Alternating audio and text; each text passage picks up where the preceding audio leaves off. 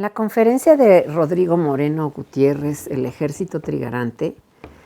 nos presenta que las circunstancias de 1820 no eran las de 1810 o 1815.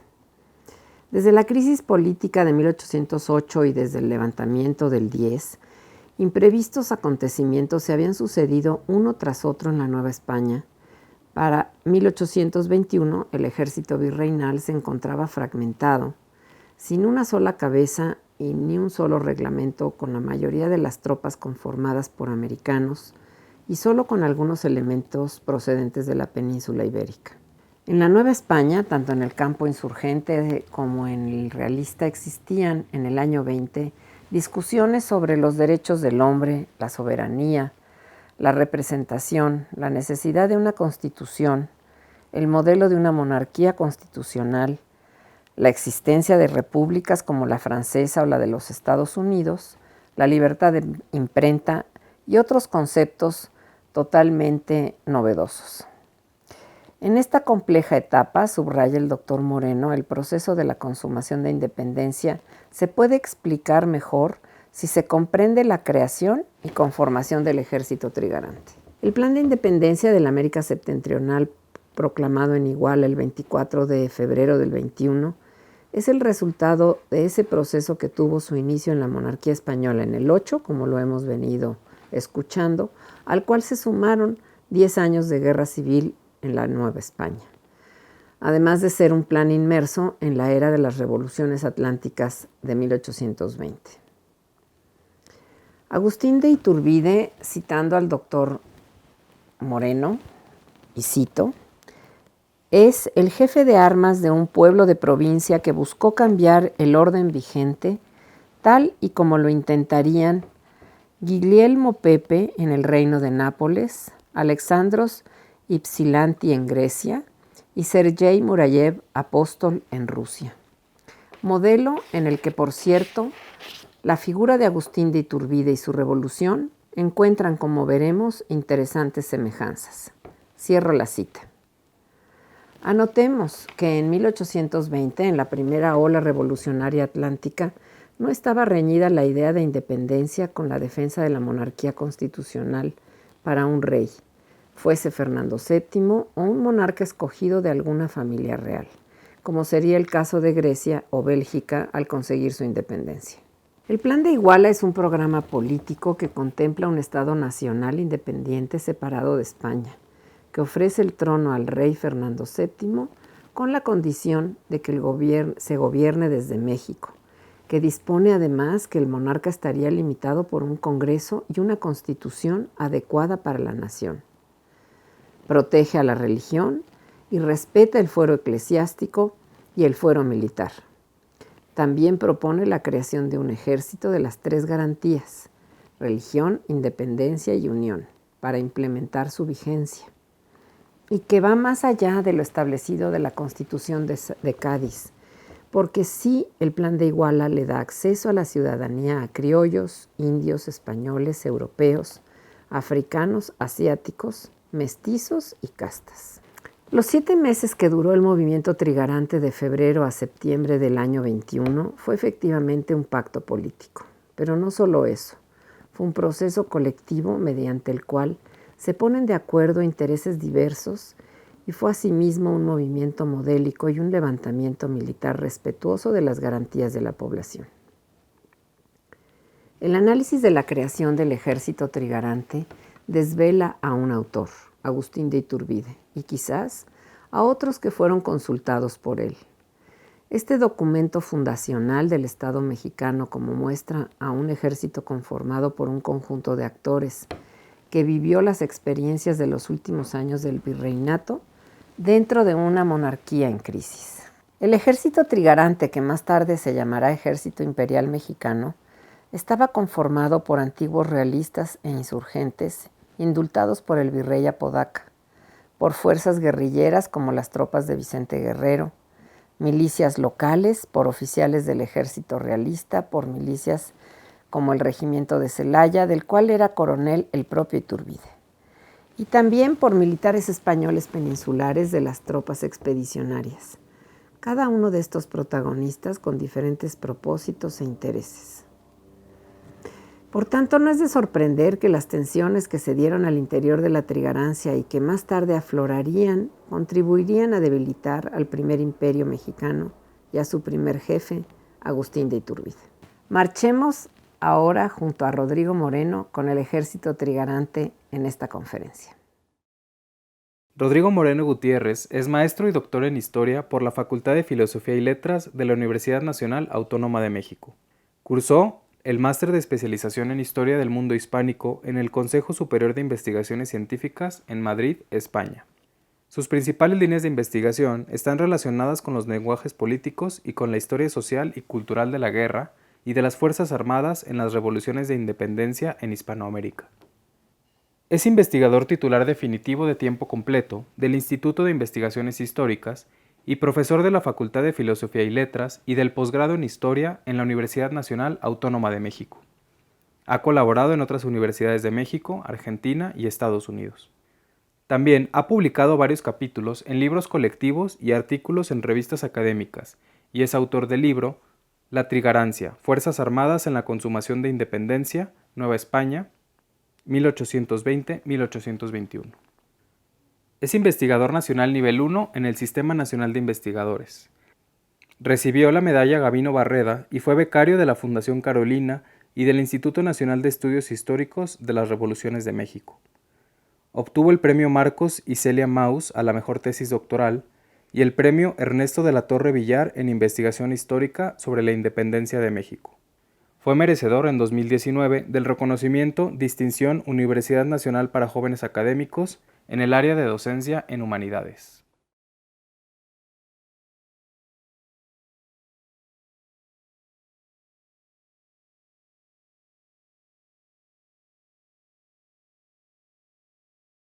Bueno, muy buen día, muchos saludos a todos, a todas, me da mucho gusto compartir con ustedes una perspectiva particularmente interesante para entender desde un ángulo particular el proceso que hemos llamado consumación de la independencia y que en términos generales reúne un conjunto de características, de peculiaridades que desde mi punto de vista son susceptibles de ser mejor entendidas y mejor explicadas desde el ángulo del ejército trigarante. La colaboración que me invitaron a brindar en este proyecto colectivo tiene que ver con ese protagonista colectivo también, que es el Ejército de las Tres Garantías, y que a mí me parece un laboratorio muy interesante para observar todo lo que cambió y afectó a la sociedad de la Nueva España, no únicamente en 1821, sino a lo largo de 10, 11 años de un conflicto muy interesante, pero también muy violento. Entonces, lo que yo propongo en los siguientes minutos es aproximarnos al proceso de consumación de la independencia, o que hemos llamado, o que conocemos como consumación de la independencia, desde el ángulo puntual del Ejército de las Tres Garantías, partiendo del supuesto de que, como todo proceso histórico, es susceptible de ser explicado desde muy diversos ángulos. Sería muy distinto verlo desde un ayuntamiento urbano, desde una región particular. Se debe ver y se debe explicar distinto desde Guatemala o desde Mérida que desde la Ciudad de México o desde Monterrey. Y también se debe ver muy distinto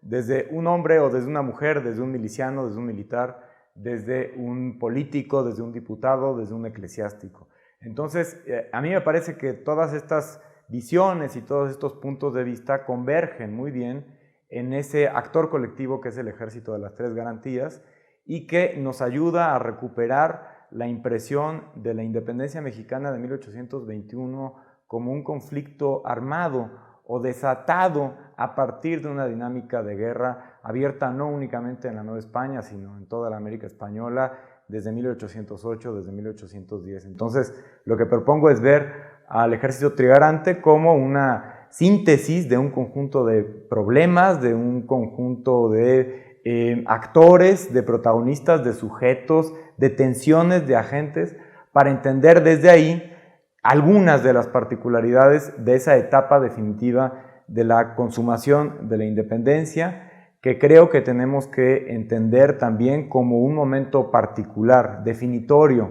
del surgimiento del Estado Nacional Mexicano, pero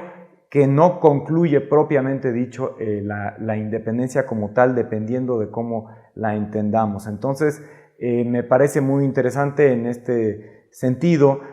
pararnos en febrero de 1821, que es cuando se da a conocer el Plan de Iguala, que es el documento, digamos, en el que se asienta el establecimiento o la fundación del Ejército de las Tres Garantías, y tratar de entender en ese febrero de 1821 cómo es que pudo haber ocurrido, cómo pudo haberse imaginado a un actor político determinado, a un comandante militar, la creación de este cuerpo armado, digamos, en el corazón mismo de un proyecto político que tenía que ver con la independencia, pero también tenía que ver con el establecimiento de una entidad política llamada Imperio Mexicano. Entonces, ¿qué es todo lo que tuvo que haber ocurrido para llegar a febrero de 1821 y encontrar un proyecto que propusiera la creación de un ejército como este? Me parece que en esa medida es muy importante entender que ese magno proceso que historiográficamente se ha llamado la era de las revoluciones tiene que ver, en términos de la América española, en términos del mundo hispánico, con un momento particular de crisis política. Me estoy remontando hasta 1808, y esa crisis política deviene después, abre un conjunto de discusiones y de conflictos armados, discusiones que tienen que ver, por ejemplo, con los fundamentos mismos del poder, que tienen que ver con experiencias, experimentos y entendimientos distintos de la política, del orden político, de la forma en la que la sociedad se organiza, y que tienen que ver también con las armas y con guerras abiertas, no necesariamente convencionales. Esto es lo que ocurre en todo el mundo hispánico desde 1808 y en toda la América española que formaba parte de la monarquía española. Este conjunto de experiencias, me gusta proponerlas así, transmitir la impresión de que son eso, experiencias vividas por un conjunto de seres humanos que cambian la forma de verse los unos a los otros, de organizarse colectivamente. Ese conjunto de experiencias, después de muchos años, han impactado de diversos modos en eso, en la organización colectiva, en el surgimiento de nuevos liderazgos, en la identificación, por ejemplo, de otras prioridades. Destaco entonces momentos particulares que nos ayudarían a entender por qué en febrero de 1821, en un pueblo del sur de la Nueva España, se da a conocer un plan como el Plan de Independencia de la América Septentrional, que conocemos como Plan de Iguala. Y esto entonces tiene que ver, por una parte, con una estructura política gigantesca que es la monarquía española, que entra en crisis en 1808 por el descabezamiento de la monarquía, por las renuncias de los monarcas legítimos de la monarquía española en favor de Napoleón, y este entrega la corona a su hermano José Bonaparte. Esto abre una etapa muy violenta de resistencia patriótica en la península española, que después conoceremos como la Guerra de Independencia de España con respecto a Francia, y por lo tanto estas noticias son las que van impactando en toda la América española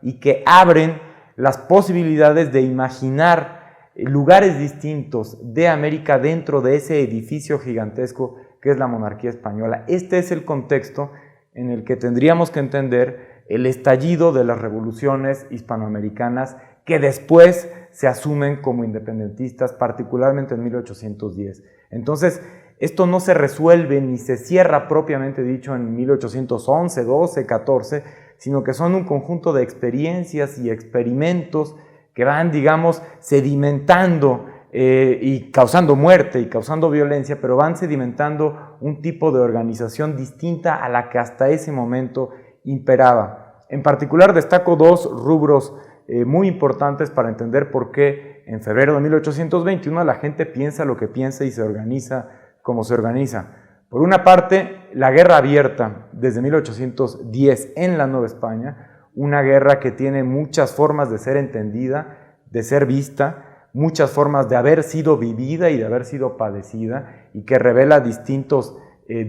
actores que me parece que ya es muy necesario dejar de ver desde un primer momento como una guerra entre mexicanos y españoles o entre realistas e insurgentes, y al contrario, irla entendiendo como un proceso que se va desarrollando, es decir, como una guerra en gerundio que se va conjugando y que desde el primer momento va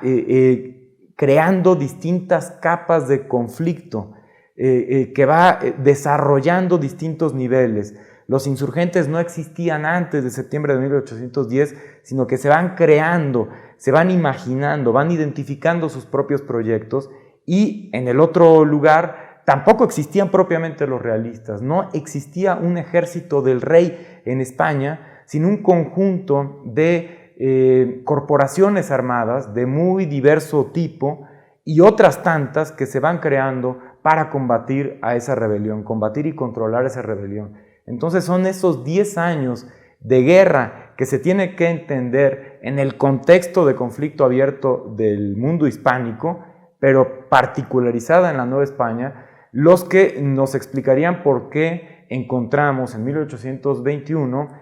un ejército tan desarrollado en términos de crecimiento masivo, pero también tan fragmentado, tan desarticulado, tan difícil de encontrarlo como lo que hoy llamamos un ejército. Es decir, no tiene propiamente una sola cabeza, no tiene una sola configuración ni una sola reglamentación, sino que en realidad es un conjunto de corporaciones que se han ido incorporando al conflicto. Buena parte de esos sujetos son americanos de nacimiento, otros tantos, los reducidos, pero son muy importantes, han llegado a lo largo de esos 10 años desde la península, una vez sobre todo que se acaba el conflicto contra los franceses en 1814, se han ido incorporando al conflicto, trayendo cada uno de esos individuos sus propios entendimientos de la guerra que están combatiendo, sus propios intereses. Esto es muy importante entenderlo en esa Nueva España revolucionada, en guerra, violentada en 1821. Y por otra parte, un conjunto de discusiones que abiertas particularmente desde 1810 y puestas en marcha desde 1812 nos tienen que llevar al mundo de la política y de la Constitución. Creo que es muy importante ver el proceso independentista en términos generales y la era de las revoluciones como una manera distinta de entender el gobierno y la organización política. Y esto, en términos de las independencias, lo vemos a partir de experiencias constitucionales. La proclamación, la discusión, la puesta en marcha de textos constitucionales que se entiendan como límites normativos al ejercicio del poder. Esto me parece también que es muy importante para considerar cómo los individuos se organizan en cada una de las comunidades y en la Nueva España en particular, tanto en el campo, digamos, por ponerlo en términos esquemáticos, tanto en el campo realista, cuanto en el campo insurgente, hay discusiones y experiencias constitucionales que desarrollan distintas arquitecturas del poder, que entienden de manera distinta la organización política, los derechos, los principios, las legitimidades, que discuten, por ejemplo, una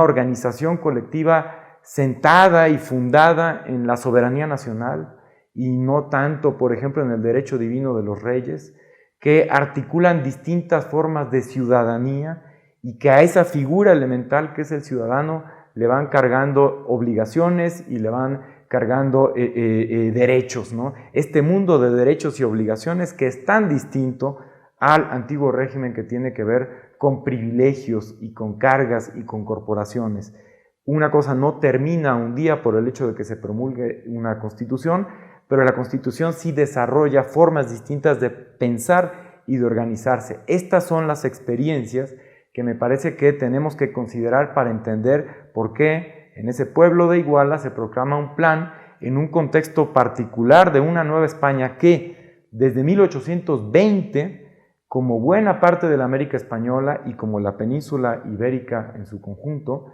que desde 1820 de nuevo restableció la vigencia de la Constitución política de la monarquía española. Entonces, me parece fundamental que consideremos como elementos mínimos para entender el contexto histórico del surgimiento del Ejército de las Tres Garantías, por una parte la vigencia por segunda vez, pero de manera mucho más vigorosa que la primera, la vigencia de la Constitución política de la monarquía española o Constitución de Cádiz, que rige toda la Nueva España, que ha desatado elecciones, formación de ayuntamientos, formación de diputaciones provinciales, libertad de imprenta, discusión en todos los niveles. Esto existe en la Nueva España desde el verano de 1820. Y por otra parte, que el sentido de guerra, el sentido de conflicto sigue abierto, si bien la insurgencia desde 1815 y 16 está en declive y fragmentada, sobre todo fragmentada, pero digamos resistente en núcleos estratégicos de la Nueva España. Entonces,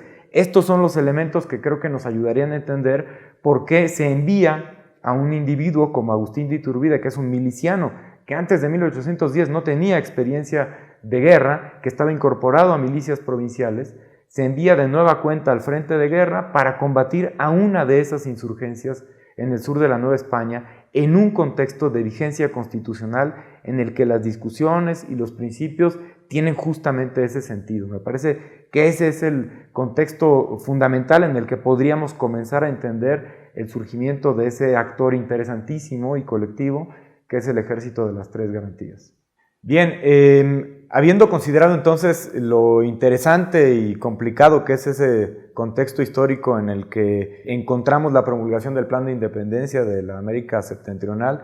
dado a conocer en el pueblo de Iguala el 24 de febrero de 1821, me parece entonces que es más comprensible que ese documento concreto del que en realidad no conocemos con toda precisión su origen y los grupos que lo discutieron. Hay muchas interpretaciones y muchas hipótesis al respecto, pero lo que conocemos es que a finales de febrero y a principios de marzo ese documento comenzó a circular, se dio a conocer y lo que contenía, lo que proponía. Es en realidad un programa político en toda forma que contiene puntos muy interesantes, que propone en términos moderados la estructuración de un Estado nacional independiente, separado de la monarquía española, pero que conserve la monarquía como forma de gobierno, moderada por una constitución. Es un plan que promueve el gobierno monárquico constitucional y que ofrece el trono de ese imperio mexicano, que ya se le da el nombre desde ese momento, a Fernando VII como monarca legítimo, que en ese momento era de la monarquía española, pero que se le condiciona a que si acepta este programa político tendría que venir a gobernar desde México. Entonces que asentado en México, jurando ante las cortes que habrían de establecerse en la Ciudad de México, podría encabezar este nuevo imperio. Entonces es un plan que respeta la figura y la legitimidad del monarca vigente y que si él no acepta, podría enviarse a un miembro de la familia real gobernante o a algún miembro de alguna otra familia europea gobernante a encabezar este proyecto. Es en esa medida un plan en términos políticos conservador, es un plan monárquico, pero que también es muy cuidadoso de ofrecer a ciertos grupos que en el contexto de la Nueva España constitucional podían haberse visto relativamente agraviados, sobre todo por las discusiones de las Cortes de Madrid y los proyectos liberales que entonces se estaban echando a andar en la península, particularmente, por ejemplo, los grupos religiosos y la alta jerarquía eclesiástica. Entonces, estos grupos que veían en las Cortes de Madrid y en los decretos liberales amenazas no tanto a la religión, sino a ciertas corporaciones eclesiásticas y a ciertas prebendas eclesiásticas, el Plan de Independencia de la América Septentrional en realidad hacía ver como la defensa de la religión, la defensa de toda esta organización y este modo de estar en la monarquía que tenía la Iglesia y las corporaciones eclesiásticas en su conjunto, particularmente con el respeto a los fueros eclesiásticos. También ofrecía a las Fuerzas Armadas, a las muy diversas Fuerzas Armadas, el respeto a su foralidad, cosa que estaba tratando de acotarse en el liberalismo hispánico, y ofrecía, por ejemplo, a los muy diversos grupos insurgentes radicalizados y persistentes en la Nueva España, les ofrecía la independencia. Entonces, estaba marcando claramente la ruptura con la monarquía española, con la metrópoli, aunque respetara la figura del rey. No se entendía como un asunto contradictorio. El Plan de Iguala también desarrollaba todo un conjunto de instituciones provisionales de gobierno, dado que se tenía que esperar que alguien encabezara ese gobierno, también se obligaba a convocar a unas cortes que establecieran una constitución adecuada al imperio mexicano, y en tanto no se discutiera y se promulgara y se jurara esa constitución, se podría seguir observando la Constitución de Cádiz, todas las instancias, digamos, desprendidas del orden gaditano y todos los principios y legitimidades de la Constitución de Cádiz. En realidad no rechazaba el orden constitucional gaditano, sino aquello en lo que ese orden contraviniera la independencia propuesta por Iguala. Y en última instancia, y esto es lo que más nos interesa para exponer en los siguientes minutos, el Plan de Iguala proponía una institución, la creación de una institución para la protección de todo este proyecto político que se asume en el plan como ya dado. Es un plan, digamos, optimista, que está imaginando que por el solo hecho de dar a conocer el plan ya existe la independencia, por el solo hecho de crear el proyecto independentista ya solo hay que defenderlo. En realidad sabemos que esto no es así, era un movimiento que apenas comenzaba, pero que el brazo armado de este programa político, la instancia institucional que habría de defenderlo, pero había resistencias, que había de imponerlo y que en última instancia había de propagar este proyecto político, moderado, constitucional, monárquico, era un ejército protector de este programa político, que era el ejército de las tres garantías. Las tres garantías que, como bien sabemos los mexicanos desde la educación básica, son religión, independencia y unión. Pero es muy importante entender el papel que se le atribuye a este ejército, a este conglomerado armado en el Plan de Iguala para la defensa de este proyecto. Y que ese ejército de las tres garantías, en ese momento, en febrero y marzo de 1821, en realidad está naciendo, está surgiendo con lo que tiene a mano. Es decir, el autor del Plan de Iguala es Agustín de Iturbide, que se envía como comandante del sur. Lo que él en ese momento comanda es las tropas que integran la Comandancia del Sur, que son, como habíamos dicho antes, muy diversas, que tienen que ver con tropas regulares, que tienen que ver con tropas como él, milicianas, provinciales, reguladas, pero que en realidad se habían profesionalizado por el paso de la guerra. Después de 10, 11 años de estar activas, terminan regularizándose, aunque sean solo milicias, que también tiene que ver con milicias locales, comunitarias, muy semejantes, creo yo, a los cuerpos que hoy conocemos como autodefensas. Esas también se habían creado al calor de la guerra en los pueblos. Este conjunto de fuerzas armadas que tienen muchísimas tensiones entre sí en su interior, entre oficiales que son elitistas, que tienen un tipo de formación, y tropa, que es gente que viene de abajo, que mucha de ellas se reclutó a la fuerza, que también, por ejemplo, tienen que ver con tropas expedicionarias que llegaron desde la península a combatir las insurgencias. Cada uno de estos individuos tiene un entendimiento distinto del conflicto, tienen muchas rencillas entre sí. Eso es lo que se supone que se tendría que convertir al 25 de febrero en Ejército de las Tres Garantías, sumando todas aquellas fuerzas guerrilleras, insurgentes, que aceptaran este plan. Entonces, a los muy diversos conflictos, tensiones, problemas interiores que encontramos en las Fuerzas Armadas, como creo yo los podríamos encontrar en las fuerzas de seguridad y de orden de cualquier Estado nacional hoy en día, en todas esas tensiones que hay que entender desde un punto de vista social, político, en ese momento incluso étnico, en todo ese conglomerado y ese conjunto de tensiones, hay que agregar ahora la radicalidad de aquellos que hasta el día anterior se entendían como rivales, como rebeldes. Aquellos que asumen este proyecto político como propio por diversas razones, pero porque entienden que este proyecto les da la independencia, que es lo que ellos están buscando, entonces tendrían que incorporarse a esa nueva configuración armada que es el Ejército de las Tres Garantías. Entonces, me parece que tratar de ver la creación del Ejército de las Tres Garantías o la consumación de la independencia a partir de un símbolo mítico como el abrazo de dos individuos, que es una creación totalmente historiográfica, digamos, que tiene su propia tradición narrativa, me parece que no es que sea falso, sino que es engañoso y reduce, simplifica hasta el grado de la incomprensión este proceso, que es mucho más interesante y mucho más complejo, que no solo se explica porque dos individuos pudieron haberse puesto de acuerdo,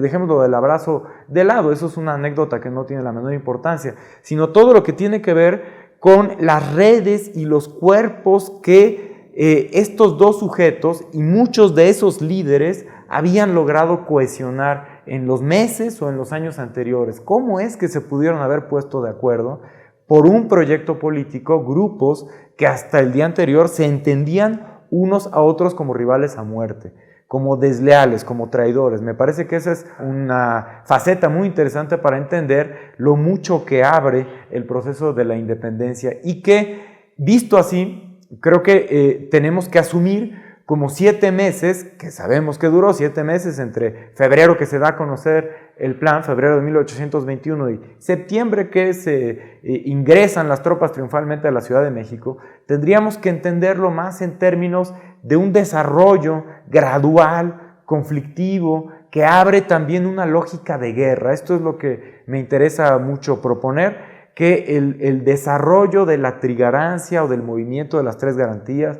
o lo que llamamos consumación de la independencia, no es únicamente un pacto político que asumamos como un desfile de un conjunto de protagonistas o de personajes que van abriendo triunfalmente las ciudades, y que podríamos entender entonces que la independencia de 1821 es la trayectoria triunfal, por ejemplo, de Iturbide o de Guerrero. Me parece que es mucho más interesante asumirlo como un proceso colectivo que tiene muchísimas tensiones y conflictos en su interior y que tiene distintos mecanismos de expansión, de desarrollo, que nos dejan ver, por ejemplo, parados ahí a lo largo de 1821, los intereses, los entendimientos de cada uno de los individuos que se involucraron en este proceso y aquellos que lo resistieron, porque no todo fue miel sobre hojuelas, no todo el mundo quedó del lado de la insurgencia, y no podríamos asumirlo o entenderlo como un, digamos,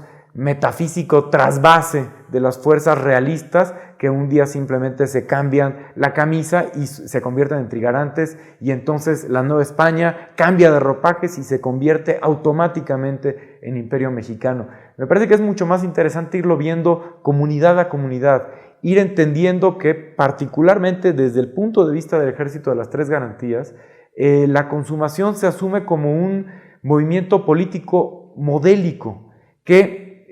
recupera una tradición hispánica que es la del pronunciamiento militar, pero que la proyecta a todo el siglo XIX, mexicano en particular, hispanoamericano en términos generales. El Plan de Iguala, en términos muy estrictos, es un pronunciamiento militar, y su lógica es la del desarrollo de una suma de pronunciamientos de adhesión surgidos en los cuarteles, en el seno de tropas milicianas y militares, que van sumándose, adhiriéndose a este programa político a partir de una institucionalidad respetuosa de las jerarquías, respetuosa de las ordenanzas militares, consciente de sus réditos, de sus posibles recompensas y de la incidencia política que tienen estas decisiones. Esto en un primer momento es muy interesante, es decir, es asumir que es un movimiento que arriesga y que tiene que ir convenciendo a los otros, particularmente a los pares, a los líderes de la trigarancia, señaladamente Iturbide. Le interesa mucho, incluso antes de dar a conocer el plan, empatar, conciliar con comandantes que estén en su nivel, que tengan una incidencia con la tropa, que puedan convencer a los demás de que esto vale la pena, porque finalmente es desertar, es arriesgarse, y como toda deserción, como todo delito militar, pues eso acarrearía penas muy serias, incluso la muerte. Entonces es una propuesta, me parece atractiva, tratar de ver cómo se van desarrollando esos 7 meses a partir de estos distintos mecanismos de propagación. Entonces, asumiendo que estos 7 meses son un proceso que se va construyendo y que tendríamos que sorprendernos desde febrero de 1821, que termina triunfante, es decir, que nadie en enero de 1821 podría haber supuesto que en tan poco tiempo se desmoronaría todo un sentido de agregación, de pertenencia a la monarquía española para fundar otra cosa, una entidad política independiente. Me parece que, de nuevo, desde el punto de vista del Ejército de las 3 garantías, es muy interesante considerar esos diversos mecanismos de propagación del proyecto político asentado en el Plan de Iguala. Uno de ellos es el pronunciamiento, que tiene un motor original, un pronunciamiento original que está asentado en un documento escrito, que esto no necesariamente estaba así en los antecedentes con que contamos de los pronunciamientos hispánicos entre 1814 y 1820, que recupera claramente el ejemplo que restablece la vigencia de la Constitución Política de Cádiz en enero de 1820. Hay una sinonimia muy interesante entre Rafael del Riego y Agustín Iturbide y la lógica con la que operan y la conciencia de lo que hacen. Entonces, este primer mecanismo de propagación, el primer pronunciamiento, después va consecuentado por una serie de pronunciamientos de adhesión que van, digamos, propagando, aumentando las áreas de influencia y de control de los trigarantes, de estos nuevos rebeldes. Entonces, en esa medida yo creo que debemos identificar un primer momento de contención, de arraigo del movimiento de las tres garantías que está apenas contenido en 3 lugares en los cuales podría haber sido extinguido. Es decir, si el plan de Iguala solo hubiera consistido en el pacto original del sur de la Nueva España entre un grupo de milicianos y militares que pretendían seguir defendiendo al rey y a la Constitución y otros que hasta ese momento se consideraban guerrilleros, independentistas, insurgentes, quizás se habría quedado en lo mismo, en el aumento de un foco guerrillero. Lo interesante para entender cómo crece este movimiento es que muy pronto, en marzo de 1821, brotan otros focos que en coordinación con el original están tratando de hacer crecer ese movimiento en otras 2 áreas. Me refiero sobre todo al que ocurre en el Bajío, de manos, bueno, se pueden identificar algunos protagonistas como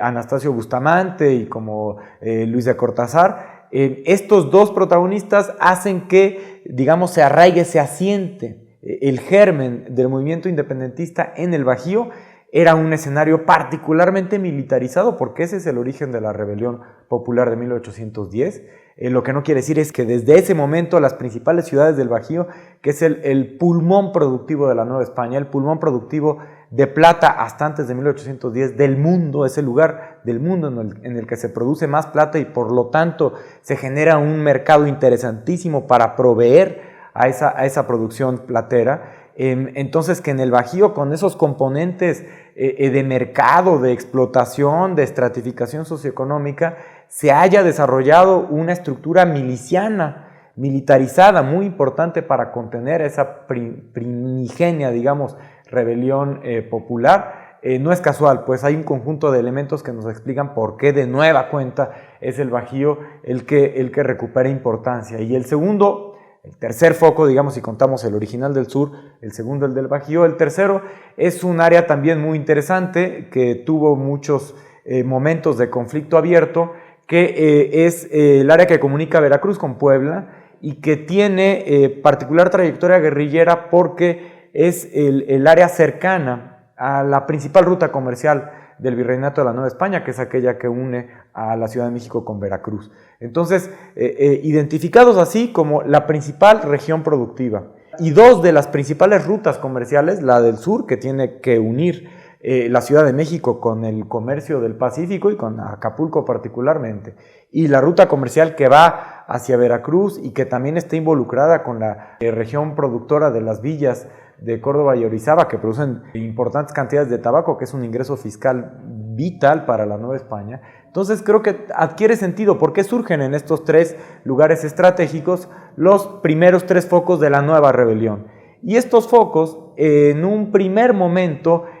no hacen sino resistir y asentar el movimiento de las 3 garantías ahí. Tienen, digamos, momentos de contracción, particularmente el veracruzano, es reprimido en algunas de sus intentonas de crecimiento y podría haberse sofocado. Si no ocurre es porque efectivamente comienza a correr, digamos, la sangre del plan independentista por esas venas que había dejado abierto el movimiento independentista en general y la estructura militar y miliciana en particular. Entonces, esa masificación de las fuerzas de guerra que habían surgido durante 11 años para sofocar a la rebelión, pero que permanecían activas. Es esa estructura, digamos, esos canales por los cuales se conduce el movimiento y se comienzan a reactivar esos esfuerzos políticos a partir de estas corporaciones militares y milicianas. Entonces, resistiendo durante marzo,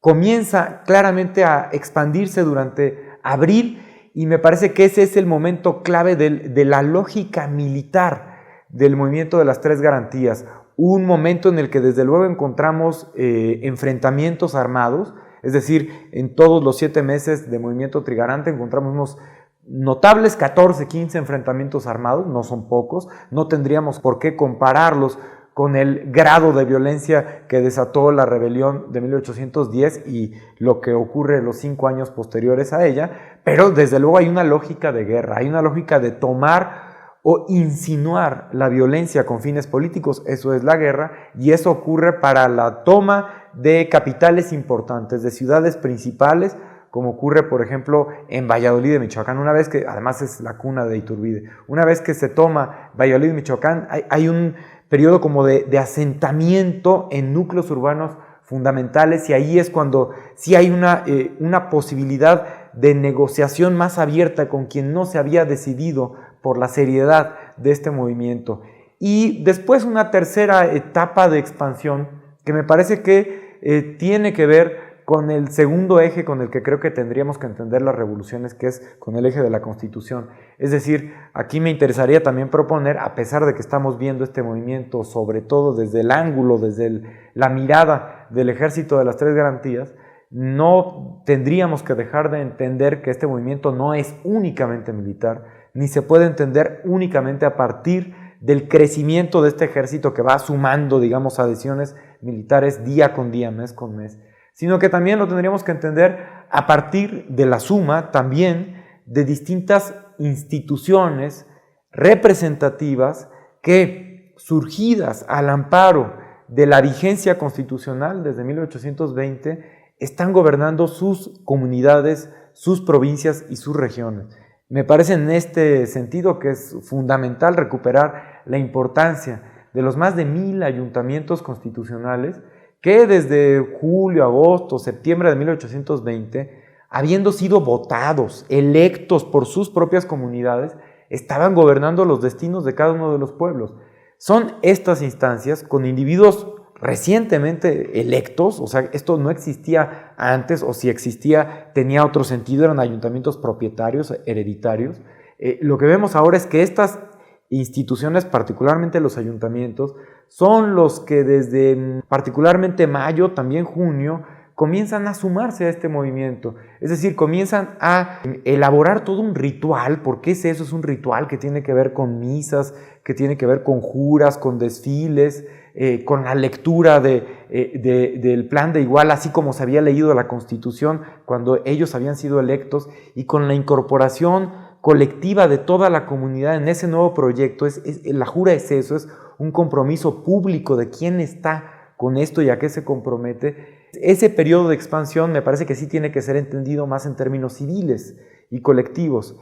No es que lo otro decaiga, sino que claramente ese es el momento en el que tendríamos que entender que la estructura constitucional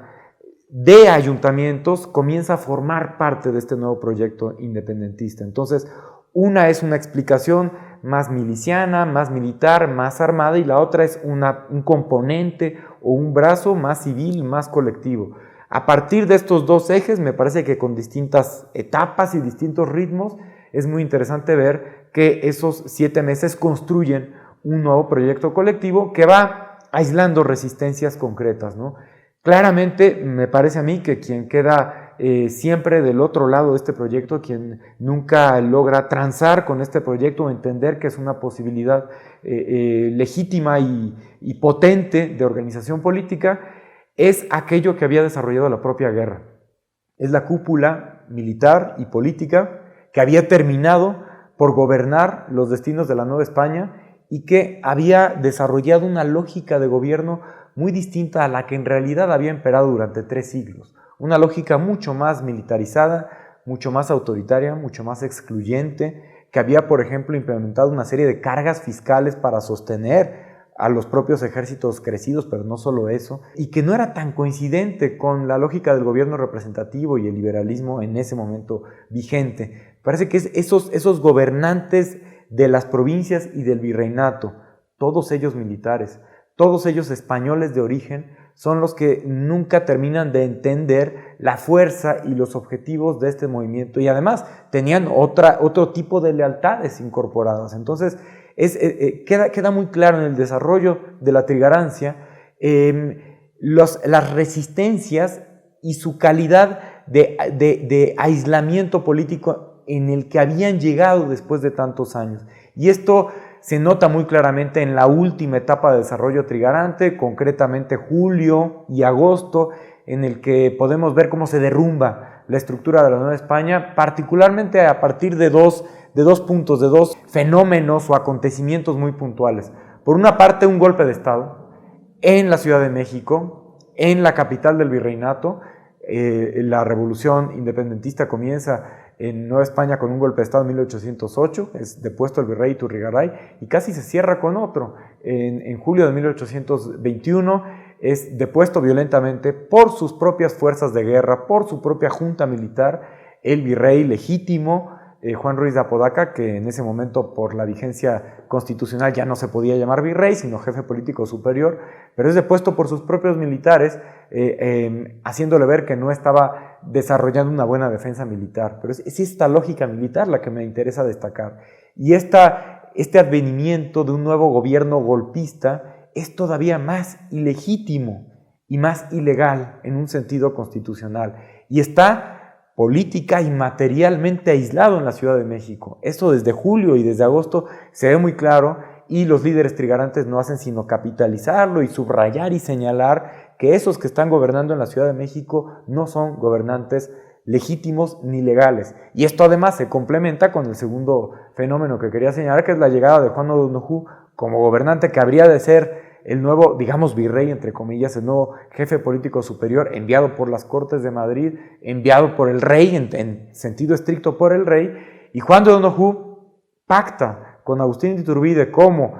primer jefe del Ejército de las Tres Garantías en Córdoba, en eso que conocemos como el Tratado de Córdoba. Ese momento particular, que es la ratificación de los principios del Plan de Iguala, el advenimiento de una monarquía constitucional que O'Donoghue ve que es respetuosa del rey, de la figura monárquica, de la moderación constitucional. Ese momento a mí también me interesa señalarlo en términos operativos y militares, porque el Tratado de Córdoba lo que habilita es la apertura de la Ciudad de México, que se había convertido en esa resistencia empecinada de expedicionarios. O'Donoghue es el gobernante legítimo. No podrían sino reconocerlo aquellos que estaban resistiendo con las armas en la Ciudad de México. Entonces, gracias a la negociación de Córdoba y a la figura y la autoridad que suponía Juan de O'Donoghue, me parece que gracias a eso es que la Ciudad de México no es tomada con las armas en un sitio que podría haber sido extremadamente prolongado y sanguinario. Pero ahí estamos claramente encontrando cómo ya eran alfileres con los que se sostenía la estructura de gobierno de la Nueva España, y ya es claramente la fundación, los cimientos de otra cosa, de otro orden, que no por la firma del acta del 27, 28 de septiembre o la declaración de independencia del 28 de septiembre tendríamos que asumir que resuelve todo. Lo único en realidad que resuelve ese momento es el establecimiento formal, en términos estrictamente formales, de una nueva entidad política con una nueva instancia de gobierno, que es una junta provisional gubernativa, porque se está asumiendo en toda esta lógica del programa de Iguala que alguien tendría que llegar a gobernar. Todos esos canales de discusión que tienen que ver no únicamente con que venga o no el rey o que venga algún otro gobernante europeo, sino con un entendimiento de la soberanía, de los derechos, de la territorialidad, de lo que puede buscar un miliciano o un militar, un ciudadano, un descendiente de africanos que no era reconocido, por ejemplo, en la Constitución de Cádiz. Todo ese conjunto de disputas no están resueltas. Todo en realidad queda abierto. Lo único que aparentemente se resuelve, y es una solución muy frágil por lo que sabemos pasados los años, es la creación de una entidad política llamada Imperio Mexicano, cuyos límites, cuya territorialidad, cuyos principios estaban todavía de nueva cuenta por asentarse y por generar esos consensos que había generado el movimiento trigarante, pero ya en un sentido mucho más articulador de una entidad política. Y eso, poco a poco, comienza a ser más discutido. Y dura muy poco. Muy pronto se ve la fragilidad de esos acuerdos, los pocos puntos en los que todo el mundo coincidía, por ejemplo, la independencia. Pero una vez que, por muy diversos motivos, cae Iturbide, ese imperio desaparece y la territorialidad vaga que había dibujado ese imperio mexicano también. Pudo haber ocurrido un conjunto de futuros hipotéticos muy interesantes, como se ve claramente con Centroamérica, que era parte del imperio mexicano y no quedó adentro. Pudo haber volado por los aires esa configuración aparentemente nacional que nos empeñamos en seguir viendo como claramente fundada en el Acta de Independencia del 21. Ese es un paso que creo que tiene que ser igualmente contextualizado y discutido, y de ahí el interés o la importancia de ver esos 7 meses y ver todo lo que, digamos, tienen que decirnos en términos de discusión, de consenso, de marginación, de exclusión, de proyección a un futuro compartido. Muchísimas gracias.